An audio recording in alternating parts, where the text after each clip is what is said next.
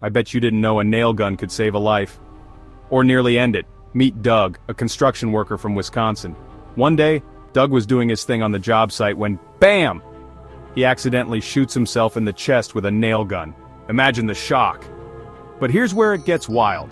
That nail? It missed his artery by a hair's breadth. Doug's buddies rushed him to the hospital where doctors were like, wait, what? They carefully extracted the nail, and guess what? Doug walked out of there with just a scar and one heck of a story. So next time you think you're having a rough day, just remember Doug. The man who took a nail to the heart and lived to tell the tale. It's a miracle wrapped in a construction accident. Stay safe out there, folks. Like, comment, and subscribe for more intriguing stories like this.